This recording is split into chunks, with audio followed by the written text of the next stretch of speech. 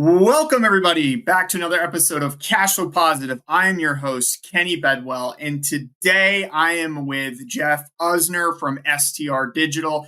Jeff has 5 STRs, and he has one STR, I kid you not, that's making over $500,000. He has some of the top STRs across the entire state of Pennsylvania out of all states, and he is crushing it. He's CEO of STR Digital, so we're going to dive into that a little bit. But he has been investing in STRs for over 11 years. And so he's got some great insights into the growth of his portfolio and how he's developed these monster short-term rental properties. I mean, these are like super duper short-term rentals, right? So anyway, without further ado, Jeff, tell us more about yourself. Hey, thanks, Kenny, for having me here and just having a conversation today. So a little bit about myself. I have been I'm 50 years old, so I'm older. But I've been around and owned businesses since I was like 8. From like a baseball card stand to lemonade stand. I've done a lot of entrepreneurial things in my life. Through that span, I've bought businesses, sold businesses. We exited 3 businesses in 2021 for multiple 8 figures. So my background is very business oriented and building and growing brands. In the short-term rental space, though, as we were making money, we began to invest in short-term rentals about 11 years ago. And we started with some smaller, investment properties, and we've continued to then scale up as we began to learn, how to actually make these things work. Made a lot of mistakes, like a lot, horrific stories. Maybe we'll get into some of those, but wells running dry, double bookings, parties that shouldn't have happened. I mean, you could go, everybody has horror stories. So, but through the years, learn. Hey, real quick, are these on Airbnb or 11 years? That's like, 2013? Yeah, 2013 or 2012 or so was like our first one. Yeah, Airbnb was newer then. Verbo was out. And I had a friend, he actually sold a business, and we were both, even at that time, I was making like a ton of money, but just starting to invest. Actually, the first one I bought, I'll just share this story, is I was living in Texas and my family was in Pennsylvania, and we were just trying to find a place. Like, I don't even know if there was Airbnb. There probably was Airbnb back then, but we couldn't find a place to like just bring my family up to Pennsylvania for, a couple months just to see my family in the summer. And that led to our first transaction where we bought a property with a marketing background. Like, I understood, what makes a property maybe more unique and what sells, that type of stuff. So we bought our first one really just to serve our own need, which I think a lot of people do in this industry. At times we stayed there in the summers, and then I just started renting it. And that's how we started to learn. But that property, for example, was built by Thomas Jefferson. It had a stream on it. It was like a farmette. It had 2 buildings. It's like 12 acres. I sold it a couple years ago. But it did really well, but I also learned a lot, early on. So I started in the industry just, as a lifestyle asset for us to have a second home, have a place to go to. And then once we started, we're like, wow, like this could be a really good return on investment for our cash flow. A lot of benefits, obviously, with real estate, with, tax benefits. That's not my category to discuss. I've not stayed at a Holiday Inn Express last night. I'm not a lawyer and I'm not an accountant. However, I do joke around, Kenny, that I used to say I put a lot of lawyers' kids through college. Now I say it's their grandkids because I've done a lot of stuff, whether it's this industry or others. But anyway, so I'm kind of getting off track here. But that's where we got started in short-term rentals. We bought a few more, and then through time we've sold those, taken equity, and then increased the size of our properties, and really figured out, I think, what's key to anyone who's newer in this business, or if you're a veteran even, because we have a business called STR Digital. We help people with their increasing revenues in a property, putting automation in place, but you really need to understand who you're marketing to. And as we dialed that in, who we really wanted to cater to with our properties, that's when we began to scale them and being able to grow a brand. You can see my shirt. Anyway, here it is. We're opposite here. LuxuryRentals.com is our brand of properties. PA Luxury Rentals, I use a more specific demographic. So those are just a couple, opening statements. But so we've had a lot of fun in this space over the years, Kenny, and watched a lot of things change. and made a lot of mistakes and have been able to help a lot of people avoid those mistakes too, right? Yeah, If they're open to it. So yeah. that's really cool. Okay, so before we hit the record button, you told me that you have, according to AirDNA, three of the top 10 income producing properties in the state. And so, for everyone listening, and Jeff, correct me here. Some of these properties are, I'm assuming one of them is making over $500,000 gross, right? Yeah, I looked before this podcast. We're right at 500, 469, 470. And I mean, this is August. So we'll definitely get that's one of the properties, right? one property. Yep. Yep. Wow. Okay. So you've got, so tell, how many short-term rentals do you have right now? And what's like kind of their gross rent, like total gross rent per year that you're generating? Yeah. So we have 5 right now. And the gross rent per property on average will be over 300,000 per property. This year we're already at 104% of our revenue. I looked before I got on here of last year. So we're seeing consistent growth already. We still have a good bit of time left this year to see that number increase. So we have seen, year after year, an increase in our revenues. Our average daily rates, Kenny, as well, on the properties are going to be anywhere from, let's call it 1,500 up to 4,000 a night on average. So we're catering to a luxury market is what the demographic we went after.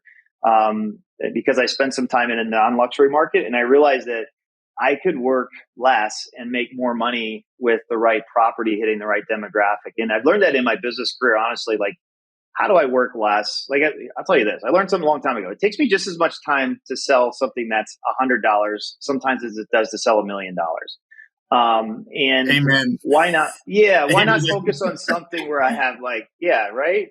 So I've had some, hard lessons to learn that, but it's really true. So like what our strategy, Kenny, has been is like invest in places where I don't want to be the guy that has, unless they're all like this type of property. And I do have a plan to do that, but I don't want to have 50 rentals. That's a business and people love it. And that's what they do. I'd rather have like 25 that are producing 400,000 a year or 500,000 a year.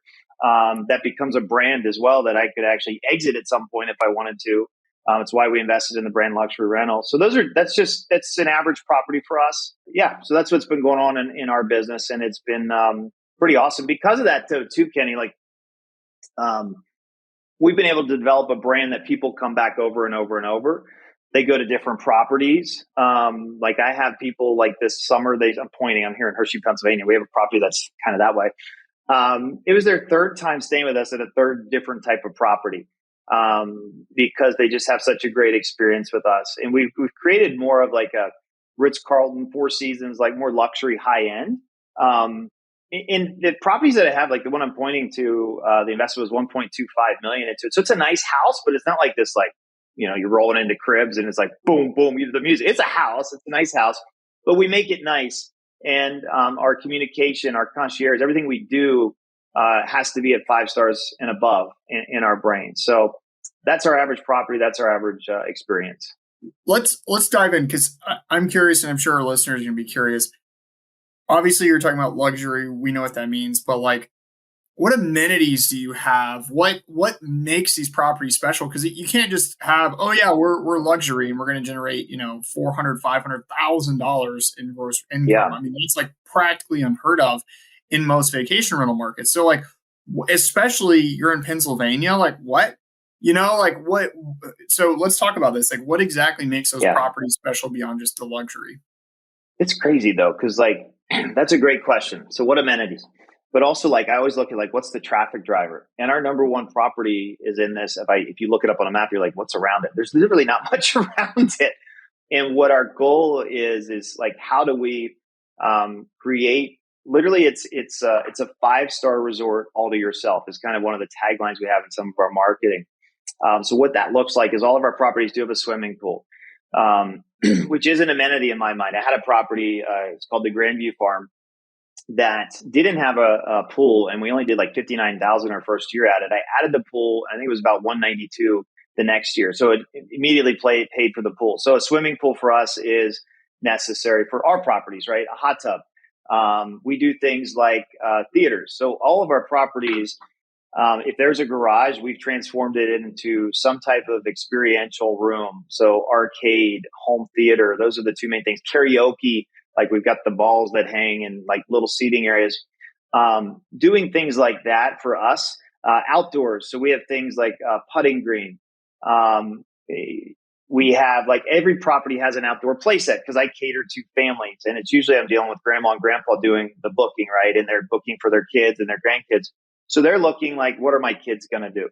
So our amenities are focused on that category of client, if that makes sense. So they're not coming to have a bachelor party or bachelorette party, which is great. You know, if you're marketing to that, we do get those inquiries. We push those away because it's not our main demographic. But so our amenities are going to be focused to families.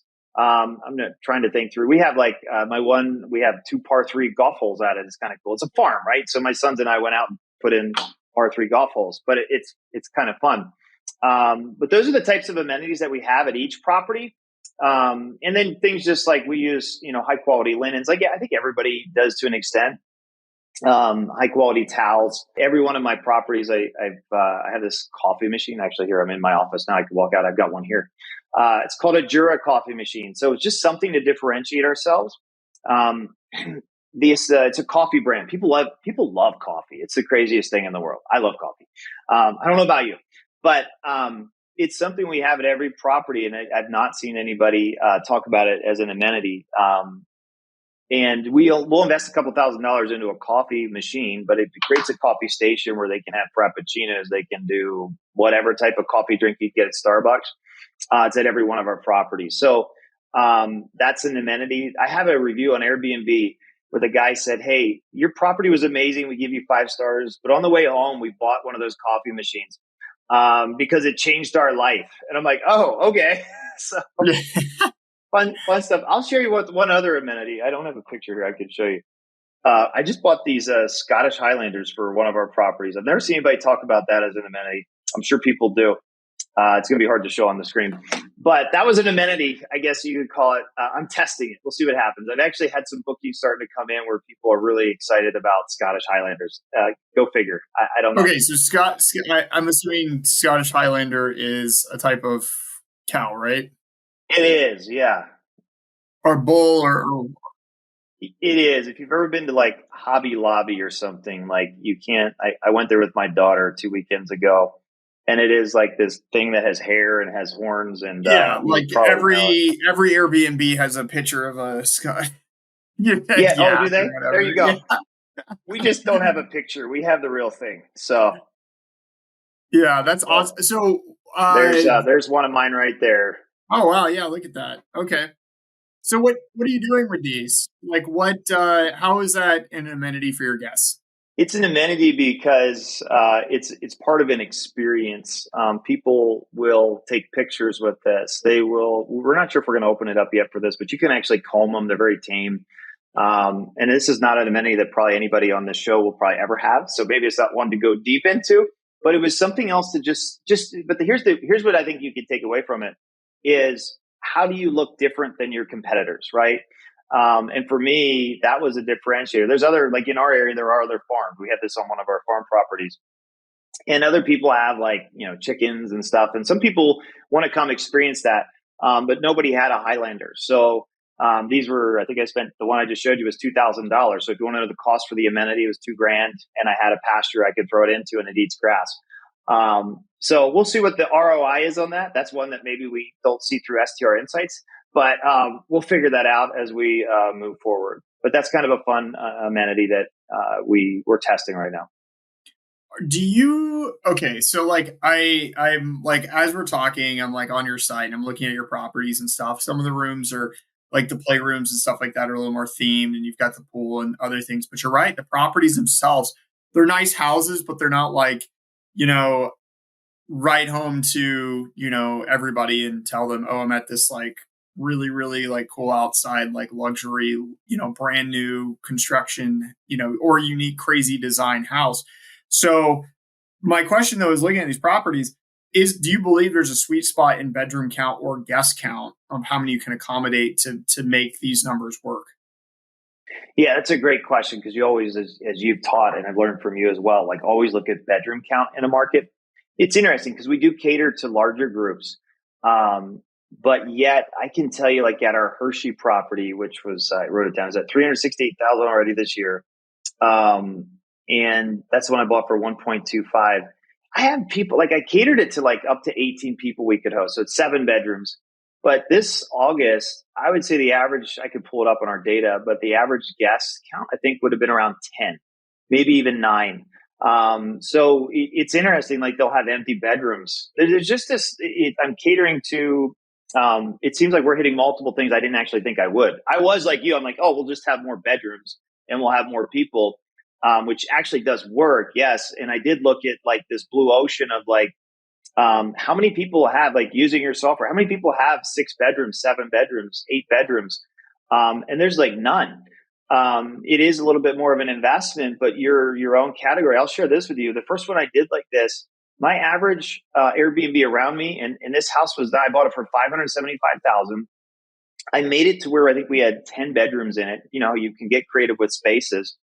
And the average ADR for people around us was like $400 a night.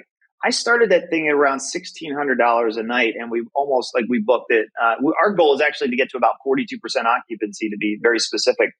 But we hit that number. We hit that number. We continue to because we had the bedroom count, but we have no competition when we do that as well. And then we added the luxury feel to it as well. So to answer your question, definitely bedroom count makes a difference, but the luxury factor gives another element to actually bring in people who don't even use all the bedrooms that we have, which is interesting. I didn't actually think through that when we did this. Nice. So when you're looking, so you obviously got the first property and you were probably, I would assume, pleasantly surprised by the numbers and how well it was doing. So what led you to pull the trigger on these other properties in these different markets? Because I mean, I do know where Hershey, PA is. I mean, that's got a big amusement park and some traffic drivers, but some of these other ones, like, I don't know where they are. I don't need it. So like, how did you like decide on those areas that they would give you the best potential as well? It's a great question. So we do have traffic drivers. There are people that come to Hershey, Pennsylvania, Lancaster County. We have people that come to see the Amish. Sure. But I think like for us, it's not so much. There is a traffic driver, yes, because you need to have people that want to come into the area. But we also just focused on catering to a more luxury high-end client. And people ask me, like, what does it take to be luxury? One, you have to think you're luxury. So what does that mean? It means all our communication, how we are on our Airbnb listings, how we position ourselves. Yep. We're not going to just sound like, and we talk about concierge services. Even if it's just you can do concierge services for people. So that's how it started, is just like we decided we are going to be luxury. And what does that look like? But now we've positioned ourselves as a brand. It's like if I go to a Four Seasons or a Ritz-Carlton hotel versus a Holiday Inn Express, I do have a different expectation in the property, but in my experience, but I also expect to pay more. Does that make sense? Mm-hmm. So I went into the mentality of that as well as we were kind of looking at investing in this market. Yes, it's a good market we're in, but what we're doing, I believe, can be duplicated throughout really any traffic driver market. When you look at bedroom counts, yes, but then when you add the element of luxury to it, it just takes it to another level. Yeah, for sure. I agree. So anything else for you that you think that might be different than maybe what in our space, we hear luxury a lot. You know, I feel like everyone's like, oh, I have a luxury property. And then you look at the property, it's not really luxury. So what to you are things that stand out, not just amenities, but anything in particular that you feel like that makes it truly a luxury experience? Yeah, 100%. Number one is people skills and hospitality. Because I've stayed in some of the nicest properties in the world. I've been blessed, but I can tell you, like, there's some I would never go back to.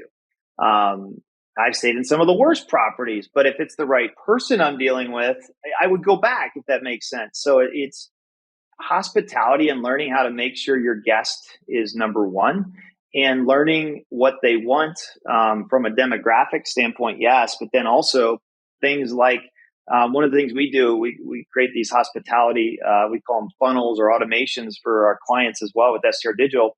But like we'll have a message that goes out after booking with a calendar invite to get on the phone with our concierge services, which could just be you, by the way. I do have a person who manages our properties now.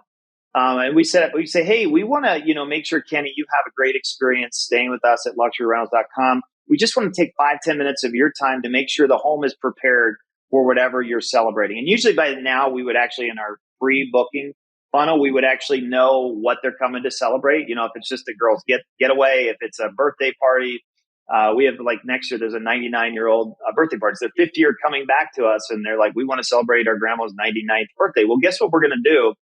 We're going to be focused on making sure the experience for grandma or great grandma's 99th birthday is phenomenal. I can do that at any price range property, right? It's not about they paid $100 or $1,000. Like it's just honoring my client, understanding what they want, and then helping them get their goal. It's a key core of really every business I've ever built is what I just laid out for you. So when you're talking luxury, you're right. Like you can go to like the nicest property, but have some of the work. I paid for a place that was in Orlando, Florida, Reunion. I think it was like $25,000 for the week. This was like 3 years ago we went, and their support was horrible. They were a big property manager, just a bad experience. Like I do not want to rent through them again because of we had a few problems at the house, and just nobody ever showed up. Nobody ever like commented. Nobody. There was no experience there for us. I have one of my friends. He owns 3 beachfront homes in Myrtle Beach, North Myrtle Beach. They're probably the best properties on the coastline. He's works with one of the top, in fact, I think it's the #1 revenue property management company in the U.S. And we're working with him to change that. But same thing, like the hospitality to those higher tier clients. There's actually, they manage all types. They have condos, they've got 1 bedrooms, they've got beachfront. But the hospitality should be consistent throughout the product, right? Not just because I have a 2-bedroom house or a 3-bedroom house. Like it's people. We deal with people. So if I can learn how to honor people and help them get what they're looking for with my property, they're going to keep coming back. And to me, that defines more luxury is how I deal with the people. In fact, if I were to go stay here's something we do. So if a yard guy, if a pool guy shows up on one of my properties, guess what they should know? They have an app. They have Hospitable. We use Breezeway. They know the clients' names. And this doesn't take a whole lot of work. But like, Kenny, if you're showing up on my property, and I'm thinking of Jessica right now, she's staying at the Grandview Farm. See, I know her name. And I'm not even the guy that manages it. I just know if I have an interaction, I'm going to use her name or maybe the last name of some of my workers. So it's a way to honor a client and not just like show up and be just some guy out there. We know their names. We know what they're there for. And it doesn't take much. There's automation you can set up where your team knows, like, hey, Kenny, Jeff's staying at your property. They're there for, I don't know, it's his buddies are hanging out for a college reunion. And he's got 3 friends. Here's their names. And that's something that we have set up automatically that our people would know. So when I'm getting into hospitality, that's a whole category that you can never see in a pro forma. You don't see it in your analytics. And I'm a huge pro forma guy. Like I love data. In fact, I don't know if you could see this. On my wall is the relentless pursuit of, we'll get rid of the chair. Yeah, there you go. Yeah, I'm a nerd. I'm a nerd. Okay. I love it. But even when I pursue data, I need to understand how people work. And I need to understand, if I understand people, my data is going to be a whole lot better than anybody else in the marketplace. Even with a similar home, like there's people with similar homes, and I'm telling you, they're half of the revenue, and they've spent more to buy the properties than we have. It's just a fact. I know who our competitors are. And some of them reach out to me sometimes like, hey, would you manage our property? I'm like, yeah, no, we just don't. It's not that I wouldn't want to. We just, in our business, I don't want to. We just do our own thing. So, so I think that goes back to your question was what would make it luxury? I think the #1 answer is people skills and honoring your guest. And that goes to any level of ADR that you have. There's a different level you can do, but you could create automation to do the things I'm telling you right now that will make somebody feel more special about their stay with you. And not only that, when people feel appreciated, they come back and they come back and they come back. You can set up automated systems to like send out birthday cards to people. I'm grabbing my phone because that's what I do when I talk about data, I guess, or automation. So they get a card in the mail from you that says, "Hey, thank you." Sometimes those are handwritten. I know my property manager, one of the things we do, Kenny, is we send a handwritten thank you note on checkout. I think now we've automated it to where it just says like, "Thank you for staying with us." And don't get me wrong, we use tech. We have a rebooking funnel. In fact, one of my properties, the first 3 weeks of July, the people rebooked within checking out, I think it was 48 hours, using a lot of automation, but also using things like handwritten notes. And I know that might sound crazy to people.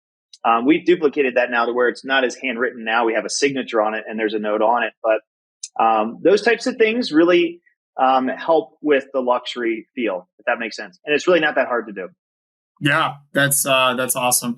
Those are some really, really good insights. So thank you so much for sharing that. Let's jump a little bit into more on the marketing side, and we can talk a little bit about STR Digital, but let's talk about marketing because I noticed, I pulled up your direct booking site. Do you believe? So we'll start high level, then we'll dive in deeper here. So I assume you're on Airbnb. You've got direct booking site. I assume you mentioned VRBO earlier too. Do you believe that helps you expand and increase your revenue? To be on every site or Airbnb? Yes. Every 100%. site. Yeah. Here's how I probably look at Airbnb different than 99% of people in this marketplace. I look at Airbnb. My background's advertising. I do a lot. I have another business. It's just an advertising business. But for me, there's very few places where you can advertise for free that actually creates results. So Airbnb, we will get bookings. Last year, it was 26% of our revenue came off Airbnb. This year, I haven't looked at the percentage, but we're not too heavily reliant on Airbnb. But what we treat Airbnb as is a place. Yes, we want to create an experience. We want to get bookings, but we also want it to be a billboard where people can come find our brand and book with us directly, if that makes sense. And we do things like I'm pointing to a screen to my left. We do run ads like Facebook ads to our Airbnb listings actually to help promote Airbnb as well. And I know we get bookings that come through Airbnb from our ads, but I'm okay with that. But generally what happens is people will find us and they'll begin to book direct with us, which saves them, 15% or more. I feel like Geico. Saves them 15% or more to book direct. I know in March, April, our direct bookings was over 65%. I honestly didn't look at our summer. I know like we use Hospitable and most of our schedule is red, which usually means direct booking. Airbnb, I think, is green, and Vrbo blue. I think those are the colors in Hospitable. So usually our schedule is red because it's mainly direct bookings, whether it's repeat bookings or coming from Vrbo or Airbnb, and they see, hey, it's every one of we're talking marketing. Every one of our properties has a brand. So like the number one property we have is called the Hawkview Retreat. So if you Google that, you're going to find Hawkview Retreat. You're going to find PA Luxury Rentals with Hawkview Retreat. You're also going to see we own the domain. Because when I look at naming a property, I always make sure I can buy the direct keyword domain as well. And it's got to be 2 words and be easier to spell. So in our branding, we're starting, I'm going down a tangent here with the marketing. So you can reel me back in. But that's key. So people are going to use Airbnb, right? They are going to see pictures. Like you got to make sure your pictures are in the right order. We have I think it's our 5th or 6th photo on Airbnb is actually an outdoor sign that says Hawkview Retreat for this property. Right. I'm giving you an example of. And people Google that and the site called Google, right? And they find us directly and they book. Like we have a live chat. I'm picking up my phone again. And I had people this morning direct booking right through the live chat. I have a property manager. I'll hop on because I like helping people with our properties. But those are people who find us from, they might have seen us on Airbnb. They might have seen us on Vrbo. We also have, we do some pretty creative things with YouTube. Social media is not the biggest driver for us. What drives a lot of business for us is actually, and I'm kind of going down a marketing tangent. If you want to stay on target here with Airbnb, we can. I'll write down this note and I'll share this a little later. Do you have a follow-up question before I go down a path? No. Well, okay. So it sounds like what I want to just help people understand is that it's not just enough to just have a direct booking site, but you need people to be able to find it, right? Like you want people to easily be able to find it and book direct through there. Airbnb is helpful, and it's not like you need to have one or the other, and you can have your feet in both camps. But the reality is, you use Airbnb to help direct traffic even to your direct booking site, and that's ultimately where you want people to go. I mean, it sounds like an ideal world. You would prefer 100% would be direct bookings. Yeah, and I'll share one story. Like here's what I've built a couple businesses in my past that were very reliant on one source of, I call it traffic or lead generation or sales, right? So in 2008, I built a really good business promoting different people's products on Google AdWords. And Kenny, one morning, or it was actually probably, I'm going to call it like 10:30 in the morning, all of a sudden on my screen, it went red and it says your account has been disabled. And I think we were making pretty good money at that point. We didn't know we had violated any terms of Google. And honestly, I've had a lot of experience with Google. Almost named my dog Google, and then I got Google slapped a few times, so I haven't done that.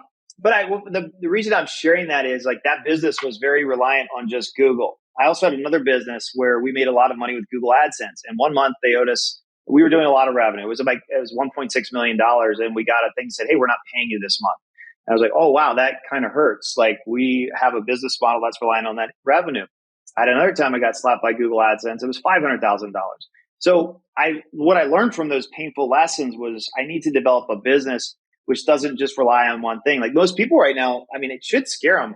But if Airbnb says, hey, we're not going to let your property on Airbnb, like you're out of business. That's like most people in this market. Like the idea of like, they hear direct bookings, but it's kind of like this thing like, oh yeah, I need to do that. I know I need to do it, but I'm still making all this money on it. It's like, I don't know. I make all this money on Airbnb, so why would I change it? Well, you should, because don't be stupid. Like something will happen at some point.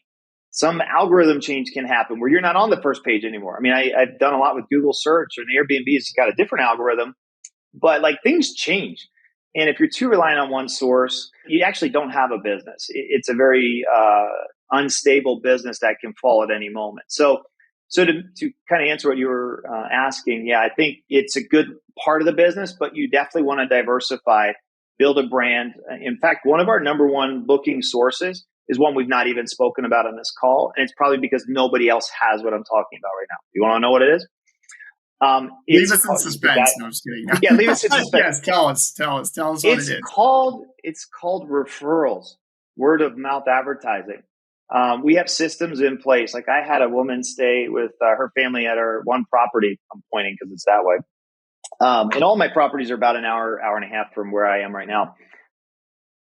But she came with her family, and then they were from Ohio. And since then, we've had multiple bookings. She went back to like her, I don't know if it's a bridge club or a card playing club. I don't know. But they had such a good experience with us. It wasn't just the house. It was us, the people in the business, that she told everybody about it. And now I've actually learned how to use automation to we create this virally. It's better than, yes, you can take a picture on Facebook. That's great. But everybody sees everybody else's life on Facebook. And it does work to an extent.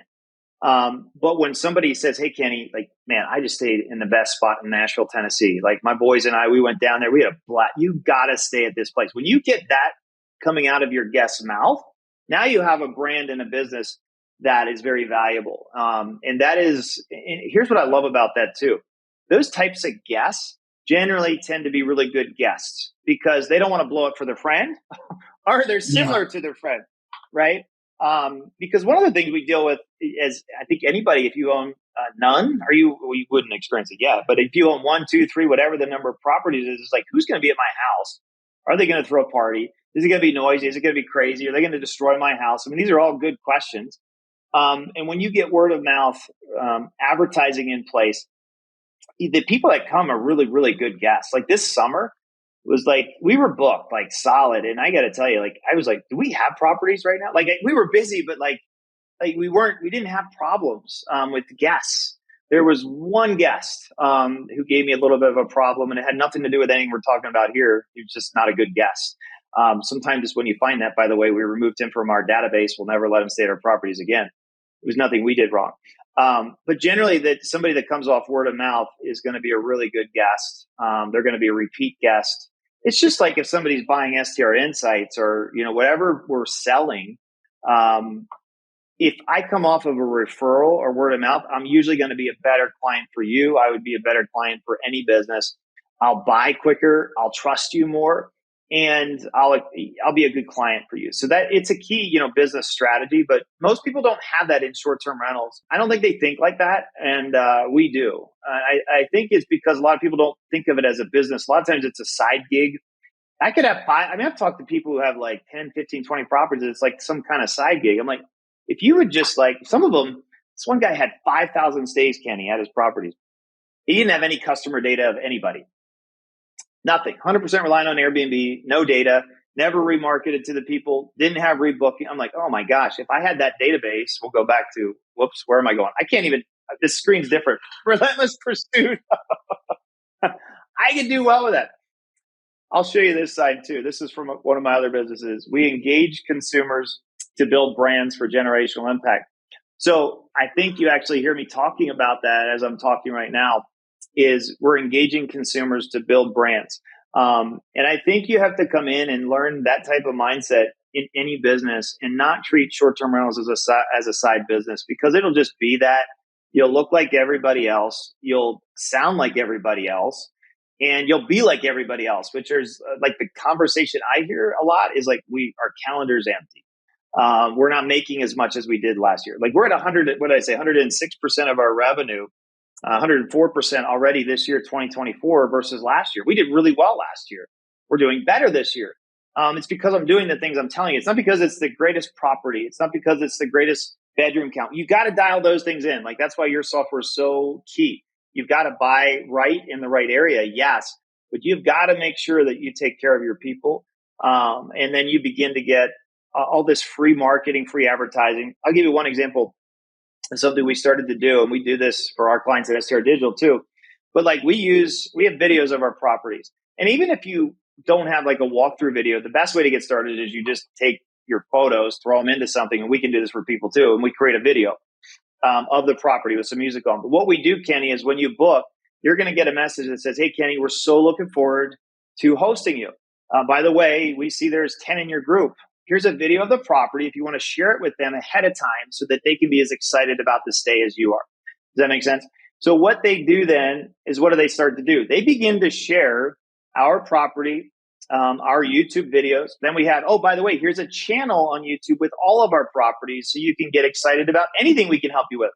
So that's one message, but I can tell you, I was just talking to my son, Joel, who works in our business.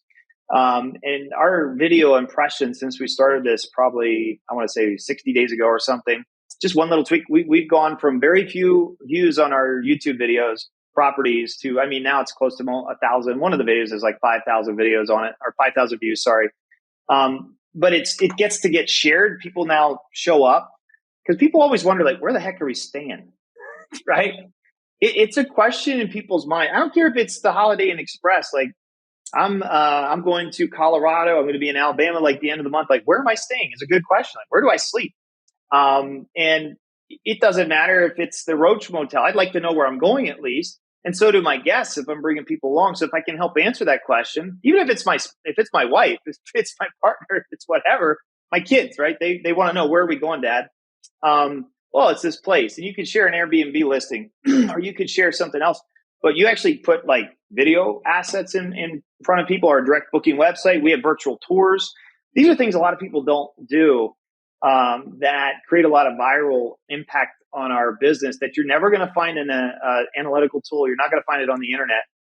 It's just going to be the unknown factor of why our revenues are up more than pretty much anybody in our area. In fact, well, I could say in Pennsylvania, we have the number one property in all of Pennsylvania revenue-wise. And I can tell you, when I've looked at other properties, they look nicer, but they're not beating us for a lot of the reasons I'm sharing with you on this interview. That's fascinating. Lots of really good stuff here. So I think you mentioned something that needs to be stressed a little more, and I want you to dive in a little bit more for me, because I think this is important, because there's a lot of people listening. I'm just thinking about a few right now that I personally know that listen avidly, and they are they're good hosts. They take care of their guests. They're accommodating, but as you were mentioning, it's just kind of like it's like a bucket with holes in it, right? Like the guests are the water. They take care of the guests, but they just fall out, and it's never like there's no remarketing or retargeting. There's no, hey, yes, send me referrals. They don't, it's that's just it. So what do you, because you work with people like that, like this guy you were mentioning earlier, what do you recommend? Where do they start to kind of capture that they have the hospitality down?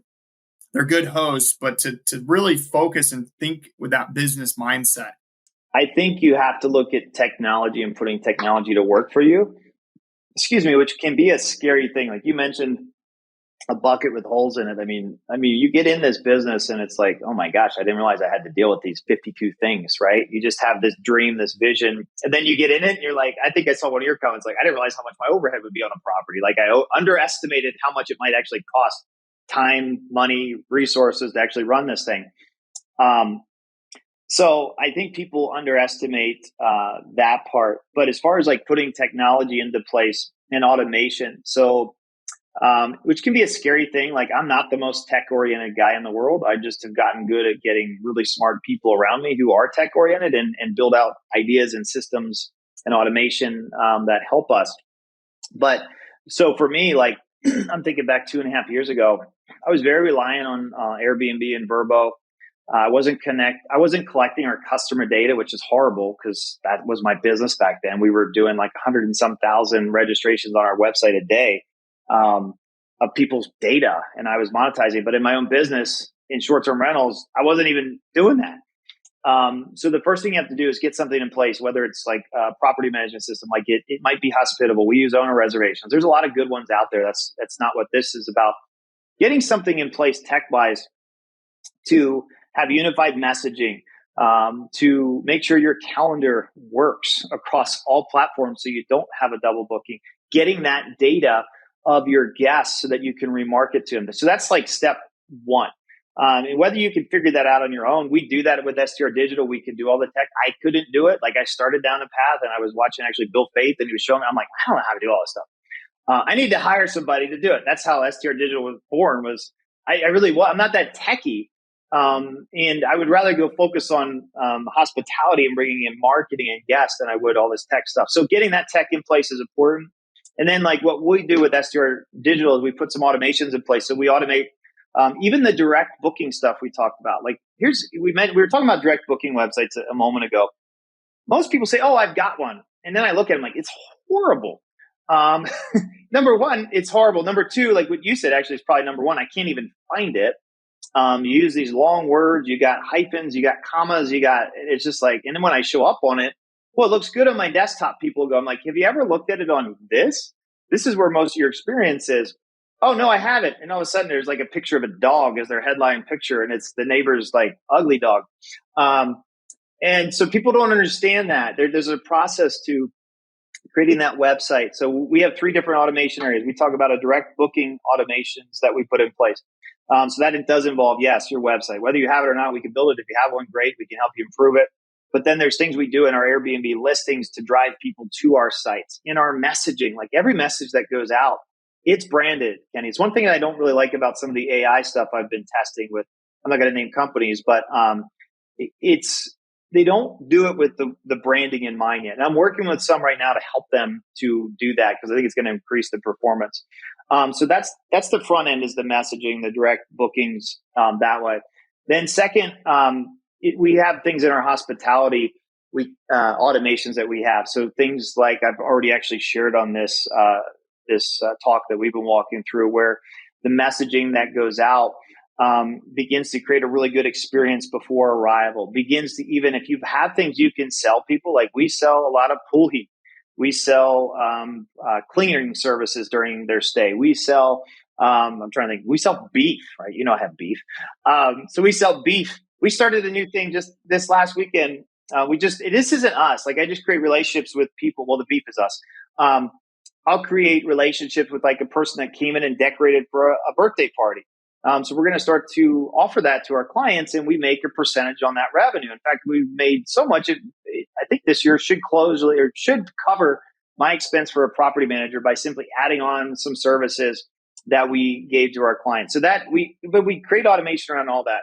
And then really a key thing, which most people don't have, Kenny, is a rebooking process and funnel and automation. So we put this in place for our properties, and it has generated hundreds of thousands of dollars in revenue this year. Like by far, all it does, it automatically follows up. We create, and we could do this with STR Digital.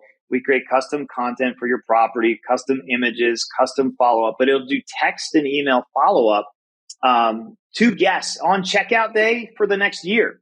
And it might be a month from now. I got a guy rebook, and he was in our rebooking funnel for about 5 months. And he was just getting content on the things to do in Hershey, Pennsylvania. Or here's the 5 things in Lancaster County, top restaurants. We're just content that they would want to know as a traveler. It's not like sell. No, we're getting them to consume content automatically, and then they rebook with us. And this goes out via text, goes out via email. And it really is a set it and forget it type thing. Where in July, for example, like I shared the one property, we had immediately, the first 3 weeks we rented by that property by the week, they all rebooked immediately. It was their first time at our property, just from some of our automated messaging going out. So that's a long-winded answer, but there's 3 core areas. You want to have direct booking things set up, not just a site, and definitely not just a bad site. You want to have really good hospitality automation set up, and then you want to have rebooking automation. And that's what drives up a lot of our sales and helps us. And the other automation we put in there is like orphan days. So like we're selling days automatically before they show up. And I just sold this yesterday. I didn't do it. I got a text back, said, yeah, we want to add Thursday onto a stay here at the end of September. So it added additional revenue to a stay that would have been worth, X, and now is worth probably 30% more just from a simple message that we set up in our message. Sometimes I don't even know we're doing all this. I come up with ideas. I'm like, did we get this done? And I'm like, oh, somebody bought. So the selling orphan days is really a big thing, but getting that set up automatically, it works. And if you don't know how to do it, that's fine. And there's 2 ways to do it. You can spend a lot of time and try to figure all this out. You definitely can.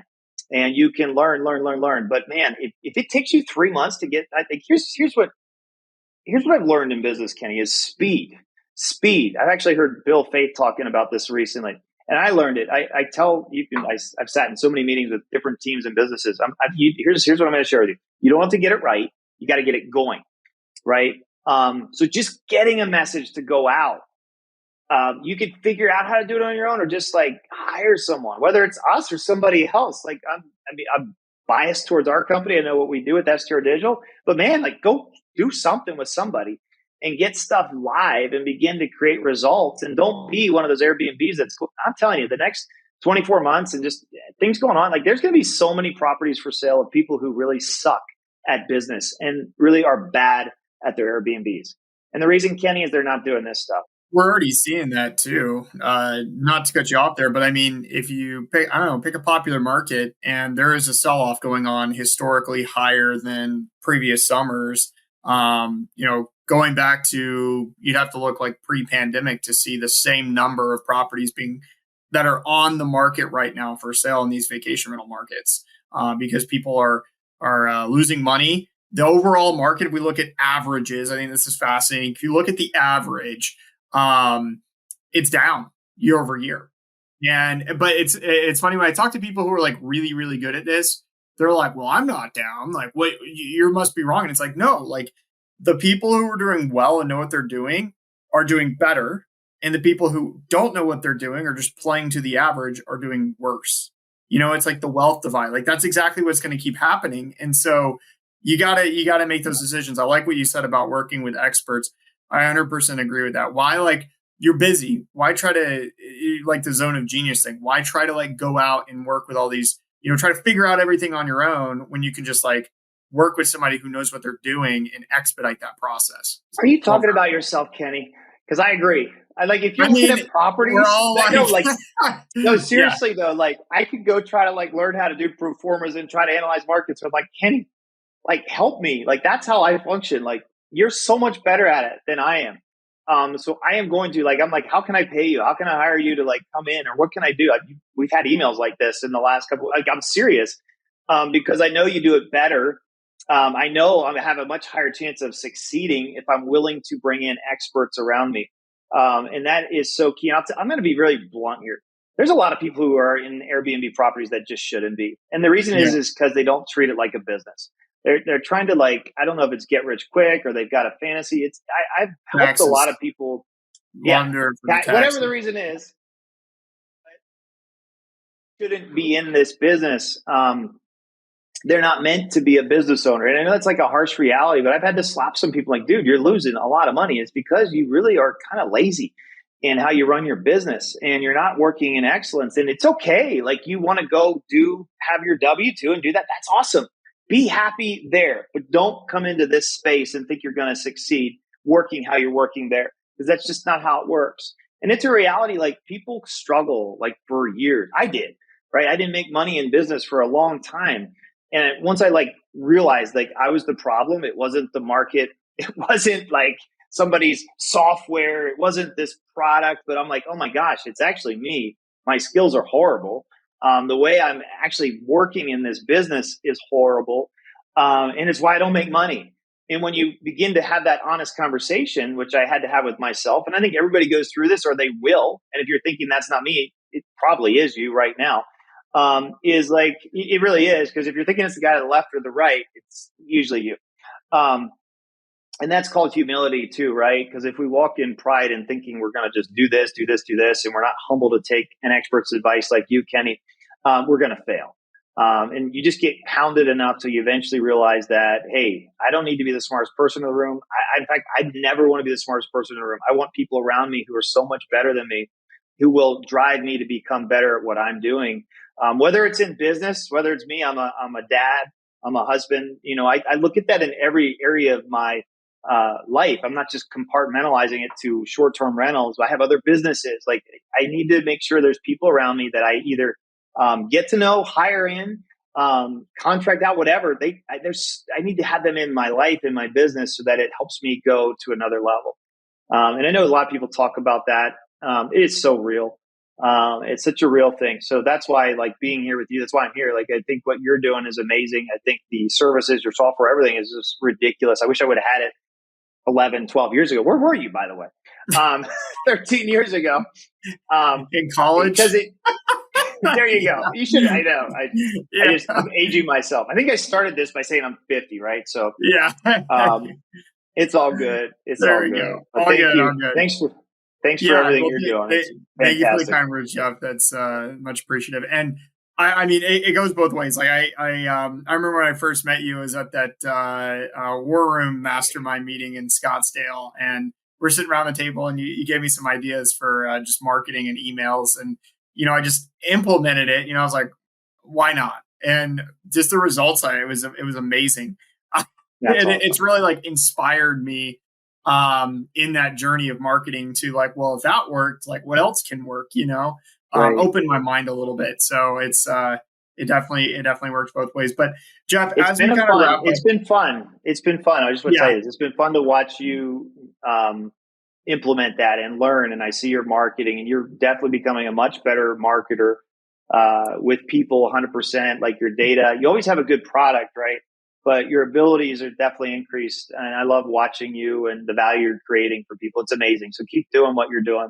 thank you for being on the show. Before we go, just one question, but then also two, how do people get a hold of you or your services that you offer? If they want to stay at our properties, just go to luxuryrentals.com. It will get you there. Unless that changes, because we are having another brand. I do have paluxuryrentals.com. If you would like to have us work with you on these different automations and marketing services to help increase your revenues, to work with less stress, to have your life back, and to be able to actually scale and create a business that could be an asset for yourself and maybe for generations to come, then you can go to strdigital.com. That's our site. We'll have different things on there. You can just click to set up an appointment to speak with one of our team.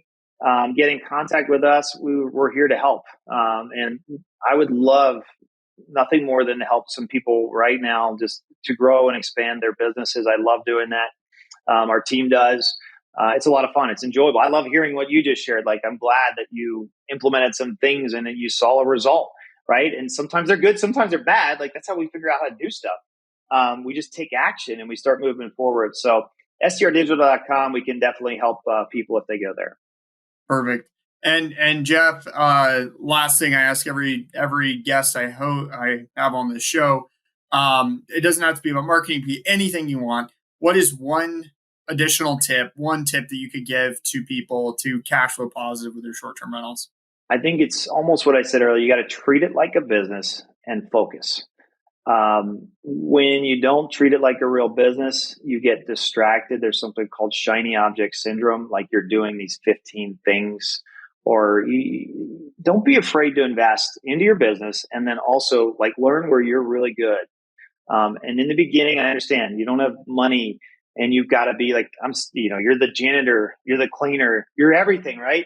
But very quickly, I learned in my life that the faster I could get really good qualified people to handle things that I'm not the best at, because I treated it like a business, is how the businesses began to grow. And it's always surprising because there's people that are better than me and better than you that can function in your business and take it to another level that I couldn't do on my own, if that makes sense. So we have to treat our short-term rental business the same way, even if it's one property right now, or you're looking at a property. You got to take it seriously. You got to treat it like a business and invest in it like a business and focus on one thing. Awesome. Thank you. That's a really good tip. It's such a great reminder. I think that treat this like a business. I don't hear that often. And I feel like a lot of people feel like it's just like, oh yeah, like that's obvious, but yet people don't do that. So I love that you not only said it, but then you broke down specifically what you needed to do. So thank you so much. Jeff, thank you again for being on the show. Thank you, everybody else. Any parting words before we go? Wrap this up? Parting words. Just listen to Kenny. Do what he does. He was not paid to say that. Everybody listening, he was not paid to say that. I'm being serious though. Like, that's been huge. I definitely tell a lot of people value in what you're doing. And that's that word of mouth advertising I talked about earlier, right? Like, there's no better form of advertising than word of mouth. And honor and treat people with respect as you're walking. I'm also a pastor. Livinghope.com is a church that I've been pastoring for 3 years. And among other things that we do, having the right priorities in our life is key. So I would definitely throw that out there as well. So thank you. Awesome. Great. Thank you so much again, Jeff. And for our listeners, thank you so much for listening to this episode of Cash Flow Positive. And if you could do me a huge favor, if you haven't done so already, go ahead and click that subscribe button, whether you're on Spotify or iTunes. That would mean the world to me. Thank you so much. And I will see you on the next episode of Cash Flow Positive.